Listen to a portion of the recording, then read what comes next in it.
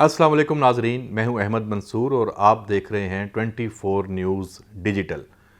आज व्लॉग में अहम तरीन जो डेवलपमेंट इस खित्ते में और पाकिस्तान और अफ़गानिस्तान के मामलात पर जो हुई दोहा कतर में, उसकी कुछ नई इन्फॉर्मेशन सामने आई है और आगे क्या होने जा रहा है, अफ़गान तालिबान ने क्या कमिटमेंट्स की हैं और ये अमन का जो मौका है ये कैसे मिला है। और पाकिस्तान ने इस एक पेचीदा जो सूरत हाल है पाक अफ़गान बॉर्डर पर और जो दहशत गर्दी अफ़गानिस्तान से पाकिस्तान एक्सपोर्ट होती है और उसकी रोकथाम कैसे होगी, और पाकिस्तान ने जो जवाब दिया इस सारा ये जो सरहदी तनाज़ा हुआ इसका, ये कैसे हम यहाँ पहुँचे हैं दोहा में, और ये किसकी जीत है किसकी हार है।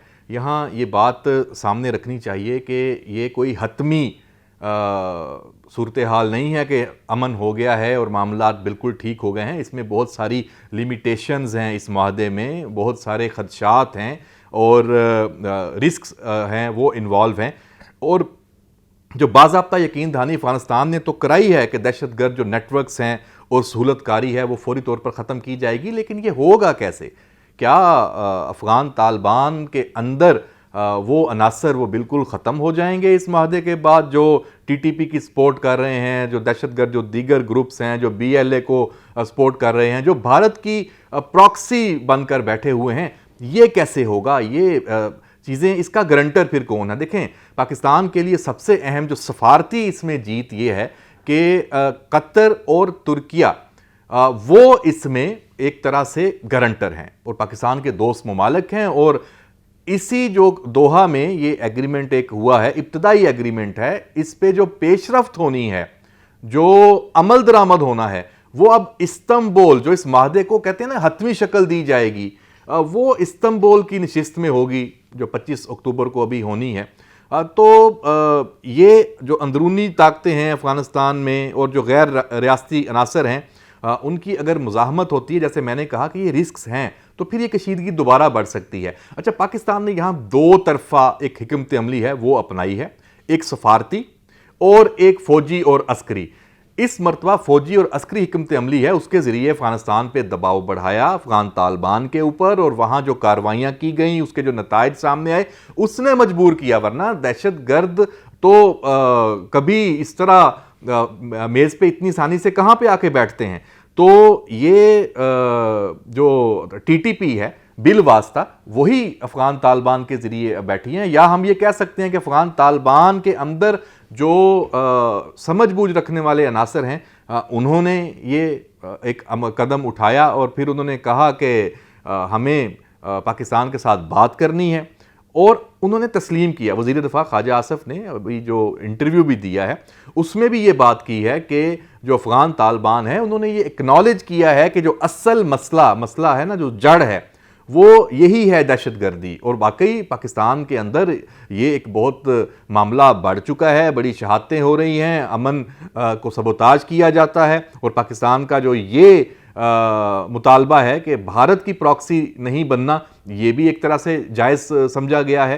तो ये सारी चीज़ें, ये बड़ा ये जो फ़ौजी अस्करी हिकमत अमली थी, इसको फिर जो सफारती तौर पे आगे बढ़ाया गया, बातचीत की गई, ये पाकिस्तान का जो बहुत अहम एक कदम है। अच्छा, इसमें वज़ीर आज़म शहबाज शरीफ ने नवाज़ शरीफ को भी एतमाद में लिया, सारी चीज़ें उसमें बताई, और पाकिस्तान का जो आप कह सकते हैं कि जो पाकिस्तान हमारी रेड लाइन है, ये नवाज़ शरीफ का भी मौक़िफ़ है, पाकिस्तान की सियासी पूरी जो इस वक्त लीडरशिप है उसका ये मौक़िफ़ है, और अस्करी लीडरशिप ने, फ़ौज ने इस मौक़िफ़ को साबित भी किया कि पाकिस्तान हमारी रेड लाइन है। देख लें तो फिर हमने पूरे अफ़गानिस्तान में जिस तरह अहदाफ को निशाना बनाया है वो इसी बात को मद्देनज़र रखते हुए बनाया है कि पाकिस्तान हमारी रेड लाइन है। हाँ, इन मुज़ाकरात की कामयाबी के लिए एक और काम भी पाकिस्तान ने किया, एतमाद साजी के लिए मुआहदे की तफसीलात को खुफिया रखा गया है। ये बेसिकली पाकिस्तान के लिए नहीं है,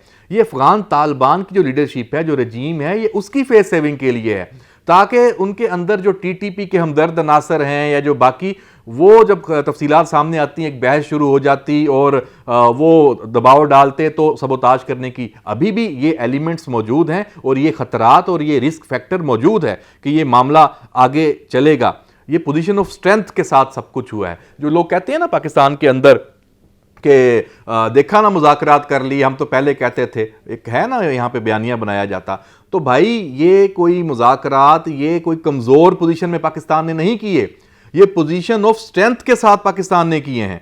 कौन सा कौमी सलामती पे समझौता किया है? सरहद पार हर हमले का जवाब दिया भी गया है और आइंदा भी दिया जाएगा। ये एक जो कहते हैं ना कि हिकमत अमली ये दो तरफा है, ये मॉडल अभी भी एग्जिस्ट कर रहा है कि डिप्लोमेटिक जो एक बातचीत है, उसका अमल है, वो उसके ज़रिए आप अपने मकासद और नताइज हासिल करेंगे।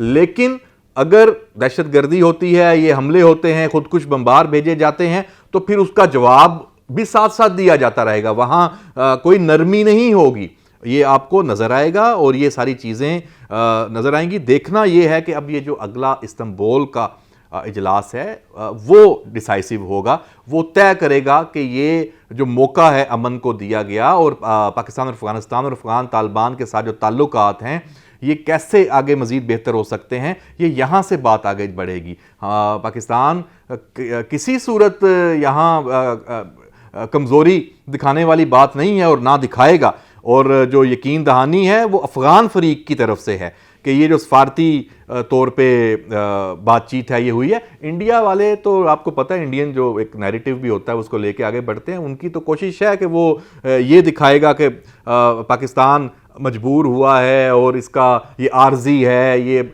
मुस्तकिल नहीं हो सकता। लेकिन पाकिस्तान ने अपने मकासद हासिल करने हैं और पाकिस्तान इस वक्त जो एक नुक्ता है उसके ऊपर उसका फोकस है और वो नुक्ता एक ही है। जैसे हमने पहले भी बात की, गुज़श्ता व्लॉग में भी यही बात की, बिल्कुल भी गुंजाइश नहीं है कि अब अफ़गानिस्तान से पाकिस्तान दहशतगर्दी उसकी सूरतकारी हो, टीटीपी वहाँ से उनके ठिकाने हो और यहाँ भेजा जाए। ये सब ख़त्म होना है। ख़त्म कैसे होना है ये अगली जो मीटिंग है उसमें पता चलेगा। तो जब भी ये सारी डेवलपमेंट मज़ीद इसमें कोई पेशरफ्त आएगी, हम आपके सामने वो तफसीलात रखेंगे और अपना तज्ज़िया उस हवाले से भी पेश करेंगे। इजाज़त दीजिए, अल्लाह हाफिज़। इस मरतबा फ़ौजी और अस्करी हिकमत अमली है, उसके ज़रिए अफ़गानिस्तान पे दबाव बढ़ाया अफ़गान तालिबान के ऊपर, और वहाँ जो कार्रवाइयाँ की गई उसके जो नताइज सामने आए उसने मजबूर किया। वरना दहशतगर्द तो कभी इस तरह मेज़ पे इतनी आसानी से कहाँ पे आके बैठते हैं।